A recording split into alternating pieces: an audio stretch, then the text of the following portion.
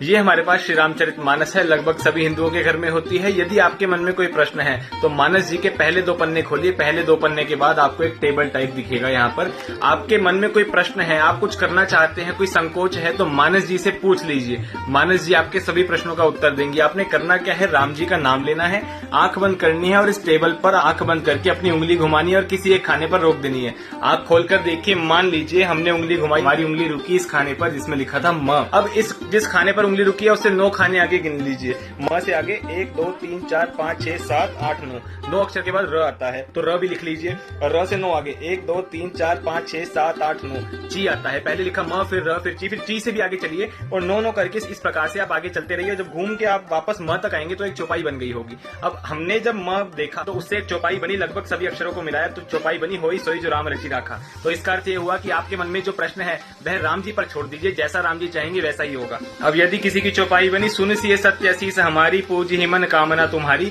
इस चौपाई का अर्थ यह हुआ कि आप जो भी कार्य करने जा रहे हैं वह सिद्ध होगा, माँ उमा की कृपा मिलेगी। किसी की मान लीजिए चौपाई बनी, उगरे अंत न होई निबाहु, काल ने भी जीवी राम ने राहु, तो इस चौपाई का अर्थ ये हुआ कि आप जो करने जा रहे हैं उसमें बिल्कुल भी भलाई नहीं है, कार्य सफलता में संदेह है कि बिल्कुल गारंटी नहीं है। तो यहाँ पर यह टेबल है, आप प्रश्न पूछिए और अगले पेज पर, अगले पन्ने पर बहुत सारी चौपाई लिखी है जिसका अर्थ लिखा है। इस प्रकार से आप मानस जी से प्रश्न पूछ सकते हैं। श्री सीताराम।